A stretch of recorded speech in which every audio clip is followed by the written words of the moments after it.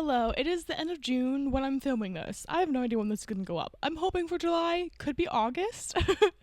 I'm a mess.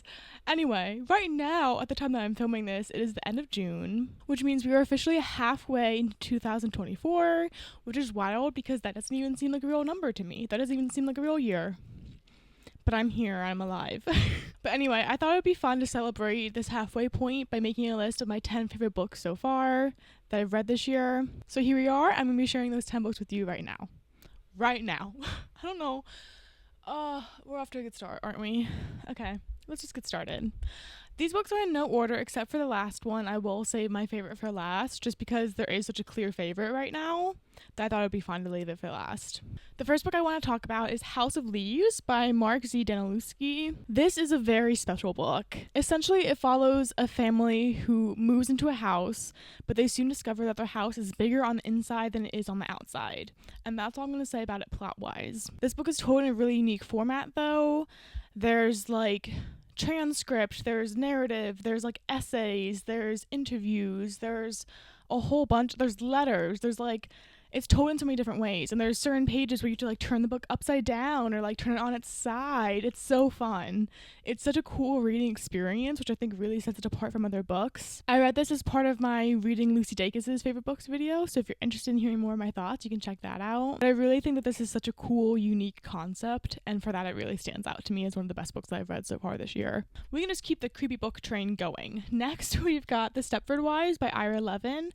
Every time I hold up a book by this author, I always say Ira Levin.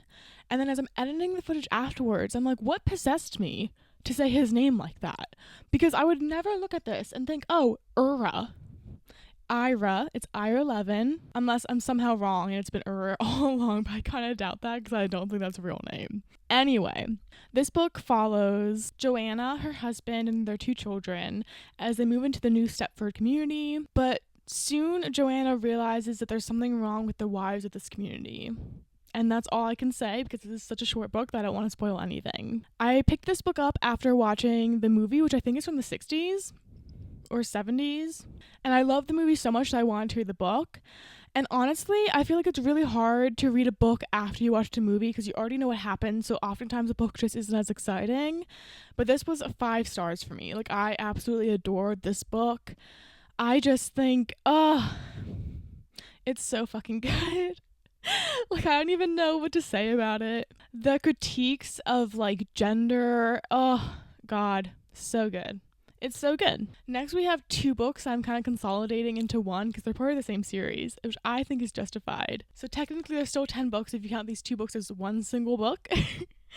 And those books are The Dragon Republic, and The Burning God by R.F. Kuang.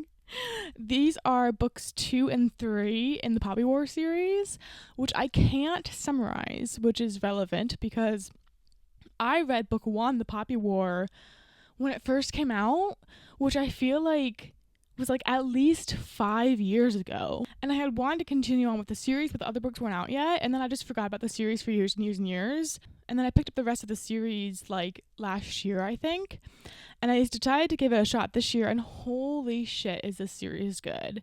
The most I can say about it is that it's a high fantasy story that's inspired by the Opium Wars in China, but there's magical elements. It's a high fantasy. I really love these books because I've never read a fantasy book, at least to my knowledge. I've never read a fantasy book written by someone who seems to share my political alignment, which is very far left. And these books do such an amazing job at critiquing colonialism, capitalism, oppression, racism, gender, sexism. I'm having a rough day today. The stuff that R.F. Kuang talks about in this book is so fucking relevant, and her critiques of these systems of oppression are so amazing to read about. And it's just so fucking refreshing to read a fantasy by a young woman of color who's in the know. I feel so often high fantasy especially is written by super old white men, and there's nothing wrong with being an old white man, but you don't see the world like I see the world. And it's so nice to read a book through someone who shares a similar like worldview to me. I'm not saying I share the worldview of her specifically. I don't know her, but from what I've read in these books, like, I like her politics. And from there, let's go into some hard sci-fi. So next, I have Dune by Frank Herbert. I bring this book up in so many videos, and every time I regret it, because I don't know how to describe this book. And every time I do my best to describe it, but it still feels like I'm not quite hitting the mark. So here I am, I'm going to try again. Dune essentially follows the family Atreides after it is given control of the planet Arrakis. Arrakis is a really important planet because on there they mine for this thing called spice, which basically powers intergalactic travel, and it's also used for kind of the magic system in this world. Essentially, House Atreides lands on Arrakis, starts setting up their control over the planet, and then all of a sudden they are betrayed and they're attacked by the Harkonnens, which are the stereotypical evil guys in the Dune universe. And though Lord Atreides is killed, his son and his wife escape, and they go to live amongst the Fremen, which are the indigenous people on Arrakis. And they kind of see his son Paul as this godlike figure. This book is not like super fast paced or super easy to get into. Like, the first time I read it, I put it down for like a year, and then I had to pick it back up after I watched the movie, and I liked it more then. My cat is scratching at the door. She wants to be let in. Not right now. I will say, if you've seen the movies, then you know like pretty much exactly what happens in the book. But the book is still really interesting, and I read this before the second movie came out, so I still got like insight that I hadn't had previously into the book. But the world that Frank Herbert has created is just so interesting. It's so fascinating, and it's so I just said interesting already, but I was going to repeat myself. It's just such an interesting world that he set up. And although I've heard the series gets like really bad and really weird, I'm still committed to it. And I do recommend at least trying the first book. If you've seen the movies and if you've liked the movies, I'd recommend trying it. Next, we have a very different type of book, and that is Animal by Lisa Taddeo. This book follows our main character, Joan, who in the very beginning of the book, a man like kills himself in front of her. And after this, she escapes the city that she's living in, and she goes out west in search of a woman named Alice. And she is convinced that Alice is the only person alive who can help her make sense of her past. I read this book for my Reading Phoebe Bridgers Favorite Books video. Clearly, this Boy Genius book club thing that I'm doing has been working out wondrously for me. I love the writing style. I was able to just immediately get into this book.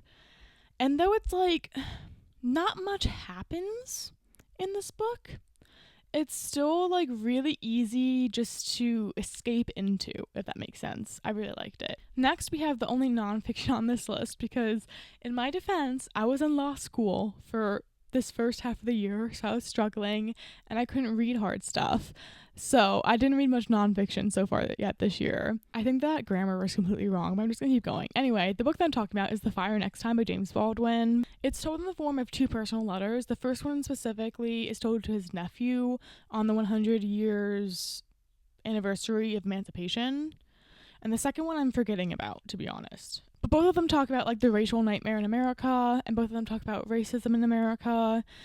And the writing is just so powerful in this book. Especially the first letter, the letter to his nephew. It really got me. The stuff he says about his experience as a black man living in America, and the way that he phrases it, like he really knows how to make an emotional punch, but he says it so beautifully at the same time. Like, I can't get over it. I want to read everything he's ever written, and I'm going to. And I'm making it my goal for the foreseeable future, because it's really had an impact on me. The next book I have is Severance by Ling Ma. This is like a satirical spin on a classic end of the world scenario. So essentially there's this pandemic that overtakes the world, and this was written before 2020. So she saw it coming somehow. But essentially, the form of this like virus or whatever it is takes is it makes you do like your everyday tasks over and over and over, kind of like a drone. And so you're following this main character who's living in New York City when this virus overtakes the city, and you're following her as she flees the city. Well, you're following two different timelines. One, like when the virus first pops up and she's dealing with that. And then a second timeline after she's left the city and is with this group of survivors. But that's not a great situation either. This book is just brilliant, to be honest. Like, it is so fucking good. Her commentary on capitalism, I love. Her commentary on, oh god, just everything. Like, work, life, in America. It's so good. One of the reviews on the back says, extraordinary. Severance might just be the first and only coming-of-age, immigrant experience, anti-capitalist zombie novel your elbow need.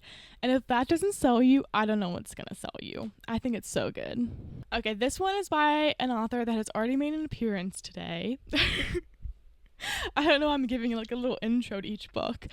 Rosemary's Baby by Ira Levin. This book follows our main character, Rosemary, who is married or engaged. I think she's married because this is like back in the olden days.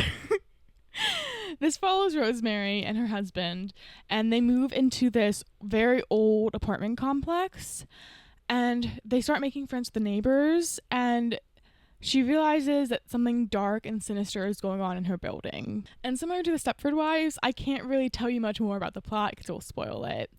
I read this book before I ever saw Rosemary's Baby, the movie, which I think was the right move because this book was so fun just to experience as a book, not knowing anything that's supposed to happen. And again, just like the Stepford Wives, like I was really blown away by some of the commentary in this book.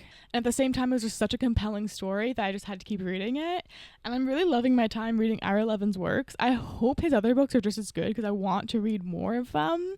Although I have heard that the sequel to Rosemary's Baby is absolute trash, so I will not be reading that. 2 more books. Second to last is Against the Loveless World by Susan Abuhalwa. This book follows a Palestinian woman living in an Israeli confinement cell. You're following 2 different timelines. One is her living in the cell, which she calls the cube, and just how awful her life is. And then the other timeline follows her life before the cube, and it's like the story of her joining the Palestinian resistance. This book is beautiful. Like, it's so heavy. It's so triggering, honestly. Like, prostitution, rape, torture, the occupation of Palestine. These are all, like, awful things to read about. So if you're sensitive to some of these subjects, definitely look for some trigger warnings online. I'm not sure if I completely covered everything. Those are just the ones on the top of my head. But throughout all this heaviness, the author really infuses hope at the same time.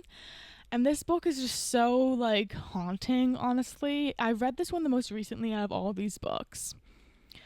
But I honestly loved it. I only had a few very minor issues with it, and I would highly recommend this to literally anyone. I think it's beautiful. And then we have the very last book on this list, which is the best book that I've read so far this year.